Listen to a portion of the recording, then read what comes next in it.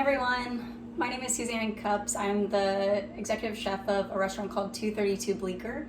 We're in Manhattan in the West Village on Bleecker and Carmine Street. And I've been working with GLYNWOOD for a while and really love the farm up there and all the initiatives they put forth, and really excited to be doing this week's market box. So I have been working with them on sourcing some of my favorite vegetables for the summer.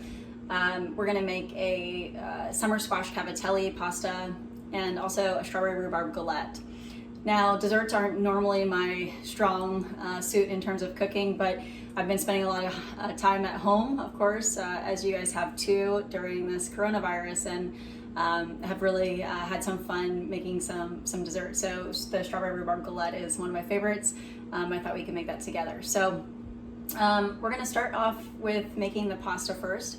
One of the things about pasta is it is pretty quick and easy, this one. I'm using a Cavatelli from a company called Sfoglini. They're out of Brooklyn. And it's just like a super delicious dried pasta. They do some fresh ones too. But I used to use this at the restaurant before we started making pastas. And it's just a really delicious pasta. They use a lot of local grains from the Northeast too. So I always feel really good about that. So the first thing, I'm gonna bear with me as I change my camera angles here to try to get some shots of the cooking. I have a pot on here and I've got it warm, and I'm gonna bring it up to a boil. You wanna kind of make sure your water is like a half or 2/3 full, so that you have room for it to boil and the pasta not boil over. I'm gonna make sure I season it really heavily with salt, or else that pasta won't take on that flavor. And this pasta cooks for about 9 minutes or so. So I've got my pasta water going. I'm gonna do these both at the same time, but if you don't feel good about cooking the pasta while you're making your sauce and vegetables, then you can always cook the pasta first and hold it, and then go ahead and put it together at the end. That's just as easy. So one thing I like to do when I'm making something that's a little quicker is I like to have all my what we call mise en place, all the vegetables, all the knife cuts and everything ready. So we've got some cherry tomatoes. We have a couple different kinds of squash here. I've got my cubes of butter, some minced garlic, and Fresno chilies. And you can omit the chilies if you aren't into spicy, but I like to have all that ready so it makes me pretty fast and efficient when I'm cooking. Okay, so my pan here is fairly warm. I'm gonna turn it up to about medium and add just a little bit of olive oil to get the squash cooking. I'm using a nonstick just because it's the size pan I want for home. I'm just making it for myself today, so I'm just making a one portion. But if you have a regular pan, that's just as good as a nonstick. So I wanna get my oil kind of hot. And then I'm going to go ahead and add my squash in. And I like to get a little color on the squash. If you cook it too long, it gets a bit mushy. So you don't really want, you don't need to fully cook it. You just want to get some flavor in there and a little bit of browned. Summer squash is so delicate, you can really eat it raw. It's just, it builds some flavor if you have some color on it. And I like to go ahead and season that with some salt right away. And then let it kind of sit for a bit. You can use a spatula if you need every once in a while, but you want to get that brownness. So if you are messing with it or stirring it too much, then it won't generate some of that brown color on the side. So I'm going to let that sit for a minute. So I have a zucchini today, the green one, and also some patty pan squash. I just love the variety. So whatever you get in your box. It does taste similar, but I like the look of having all the different squash. So my water is about to come up to a boil. I'm going to give it maybe another minute there. And while I have my squash in, I'm going to be taking this out of the pan. So I want to make sure I have something to put it on. So I'm just going to grab a bowl and put a paper towel in it, so that when I take the squash out of here, I have something to kind of drain it on.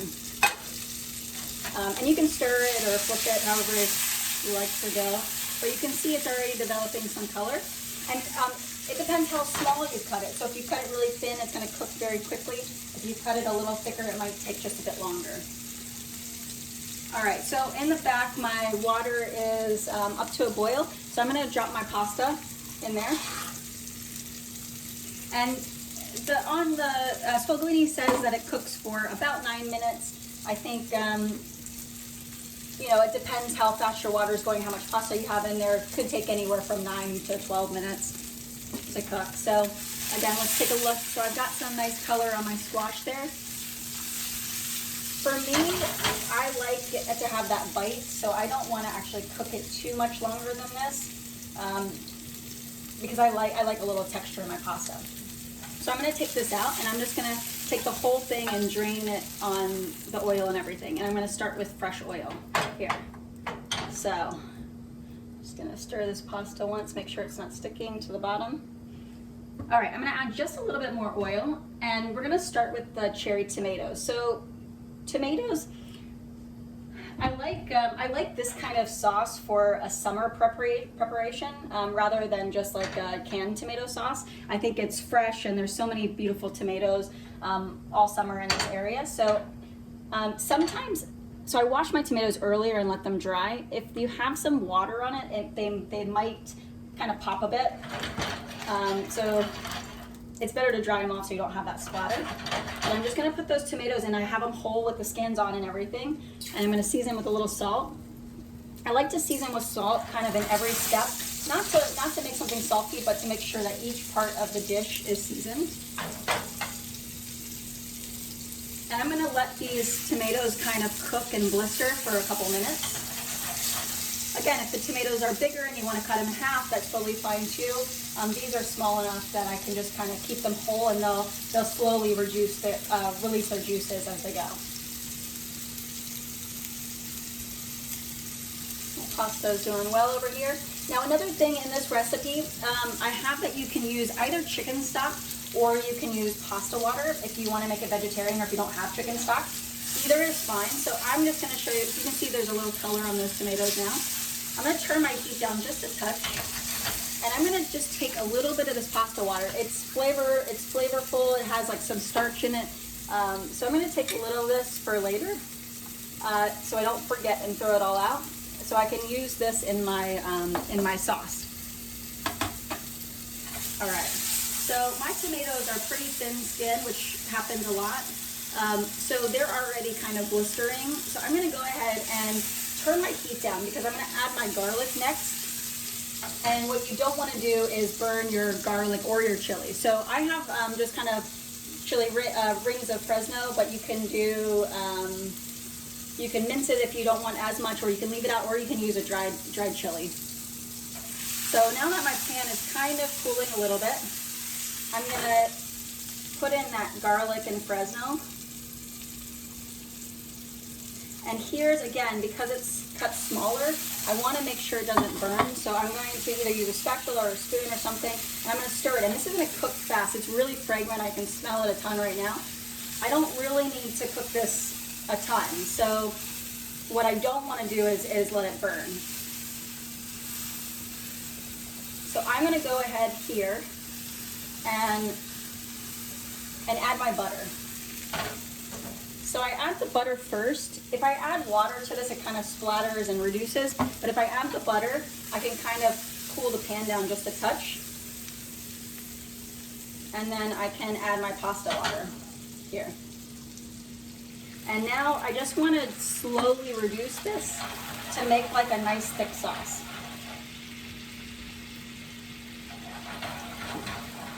Check on this pasta. Now, I don't want to reduce my sauce too much, so if you can see it's simmering pretty rapidly, I'm going to turn it just down below here. Now, the reason why I'm keeping my squash separate is if I add it right now, it's going to boil the squash and it's going to make it mushy. So I'm going to wait until I add my pasta back to add the squash. And see, it has just a really nice kind of emulsified creamy sauce. It's light. It's a great way. The garlic and the chilies are really flavoring the sauce, and the tomatoes are kind of leaching out the juices there. So I'm just gonna keep this warm since my pasta is not ready until I'm ready to go with that, and then I'm gonna dump that in. Okay, my pasta is now about how I like it. It's been about 10 minutes, and again, it depends how al dente you like it. I always just like to taste a piece. I think that's pretty good. So I have a strainer here. I'm just gonna strain out all the hot water, and I'm gonna go right into my pasta sauce.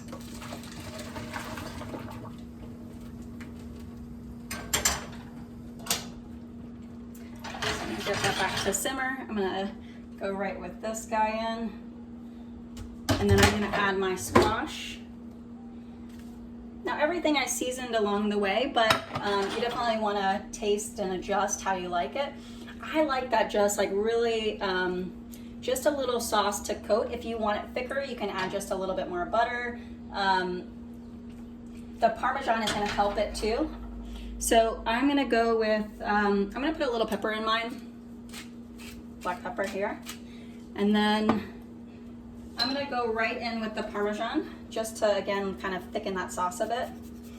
And be generous. I think it needs that fat and that flavor from the Parmesan.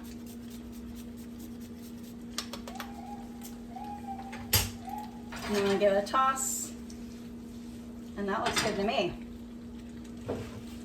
Taste it to make sure it doesn't need any more salt. Good. That garlic is really nice. Okay, so now I just have a bowl here. It doesn't have to be fancy. I'm just going to go right in carefully. And then I've got, if you want a little more Parmesan, go for a little on top. If you like it a little spicier, you can add some chili flakes to the top. And then I've got basil. I just like to just tear it rather than cutting it. Basil gets kind of browned really easy, so this just nice. It smells really aromatic, the whole pasta. I have this little basil, it's called bush basil, that I'm grilling. So I've got some of those that I'm gonna put on. Again, this whole pasta is just, it's like a nice light summery treat. So let's see if I can walk you over to the window where you can see it a little bit better. But yeah, this is the summer squash cavatelli. Okay, next we're gonna make our strawberry-rhubarb galette. So first thing we wanna do is make sure to turn our oven on to 425 so that it's ready when we're ready to bake. So I've got a pot here.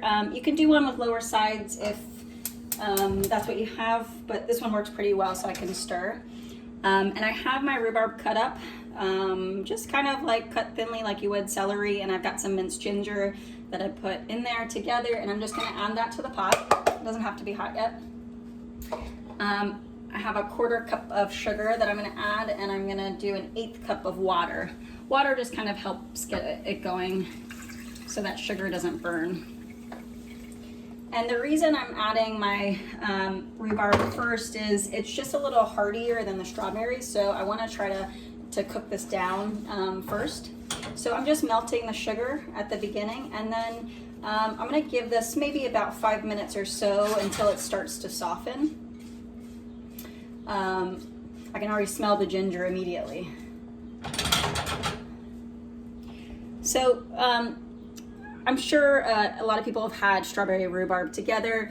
It's definitely a classic combination, especially in the Northeast. Rhubarb's kind of late spring, early summer, and strawberries come right at the end of spring, and then here all summer. So there isn't a huge window when the two are found together, but right now it is. And rhubarb can be used for savory preparations, but a lot of times it's used in baking. And the only thing to remember about rhubarb is it's really, really tart. So I don't like to add a lot of sugar. I don't like really sweet desserts, but you kind of need that sugar to be able to cut some of that tartness. Now you can use other types of sugar substitutes. You can also use like honey. It won't have exactly the same flavor, but it'll definitely work. So I've got my rhubarb. It's just kind of simmering. I don't need to turn it to a high boil, but I want it to start cooking down a bit. Again, if you cut it thinner, it's going to cook quicker. If it's a little thicker, it might take a little longer. Now everything is going to become soft like a compote, so it's not really necessary to keep the structure of the rhubarb. But I like little chunks in my end result there. So I've got that on. I have my strawberries. It depends on what size it is. Mine were pretty small, so I just went ahead and cut them like kind of in half.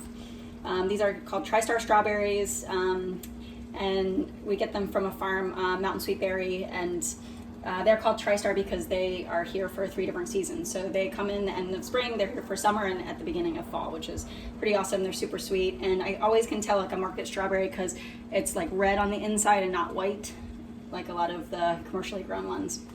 So I'm gonna reserve that until kind of this rhubarb starts cooking down after a minute or two. So we're gonna give this just a little time to cook. Okay, my rhubarb is getting really soft. Kind of, you can still see pieces in it, but pretty soft there. So I'm gonna go ahead and add my cut strawberries.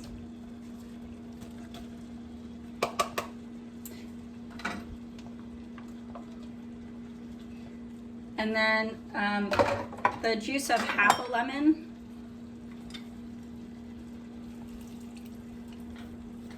These little juicers are nice to make sure you get everything out of it. And then since I'm a savory chef, I add salt to pretty much everything. It brings out the flavor, and I think it brings out the flavor of strawberry. So I'm just doing like a little pinch of salt. Doesn't have to be too much. And I'm just gonna stir this every minute or two, just so it cooks evenly and it doesn't stick to the bottom. But I want to cook this down, and again, like the strawberries are soft and tender.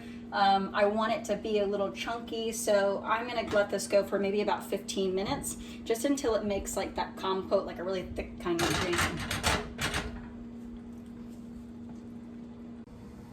Okay, so it's been about 15 minutes, and I think this is pretty good.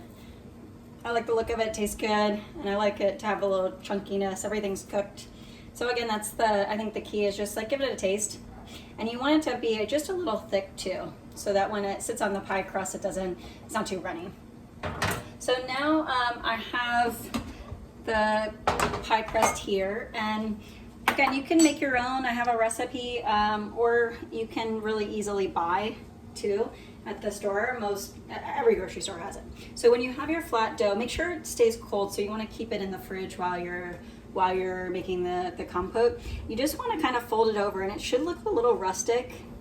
You're just kind of like giving it a quarter fold every couple inches. And it doesn't need to look perfect. I think it actually looks better if it's just a little mismatched shape. So I've got that. I've got one more here that I made. And what I'm gonna do is I'm just gonna take some of this compote that I made, and I just wanna put it right into the middle. So I don't wanna really get on the outer flaps. I kinda wanna just keep it, and it's gonna spread a bit. And then I don't wanna use it all because I wanna reserve about half of it for when it's done baking, so I have like kind of a fresh compote to put on top. So I think that's pretty good. My oven's at 425. It depends how thick your crust is. I think this one's gonna take about 25 minutes. I'm gonna set my timer for 20 just to check it in case. And then see how brown it is and if it's cooked, especially on the edges where it's a little more doughy. Okay, it's been exactly 25 minutes, and I think my galettes are ready, so I'm gonna take them out of the oven. Yeah, nice little brownness. It is kind of set. I just want to kind of make sure that this dough is cooked along the edges, and I think so. So I think that's pretty good. So you can hold these and eat them later or tomorrow, but I'm gonna go ahead and plate one up right now for us. So I'm just going to take it right off. Whew. So break that one. My spatula is a little small. I'm gonna put it right on the plate there. And then, let me just stir it a little bit. So I'm gonna spoon some fresh cut strawberries just over the top. And again, there's a lot of flavor going on already. It's just to have kind of like a little bit of freshness. I didn't do anything to these. I think they're pretty good as they are. And then I'm gonna take, because all the compote is baked, I just wanna take a little bit of this fresh compote and kind of spoon it over top here. And then I've got some honey. Instead of using more sugar, I'm just gonna use some local honey. Just kind of drizzle it over the top, over the strawberries. Maybe even take some and drizzle it on the crust here, because I got a lot of crust going on, and it'll taste pretty good. And then the last thing I've got is, I just have the other half of my lemon that I didn't use, and I've got, excuse me, casualties in we're doing it at your own home kitchen. I've got a little lemon, and I'm just gonna kind of zest the outside. Again, just kind of giving it that freshness so it eats like it should in the summertime, not kind of a heavy winter pie. And that's it. I think you could use a big scoop of ice cream or whipped cream too. All right. So this is our final strawberry galette. Looks pretty good, I think.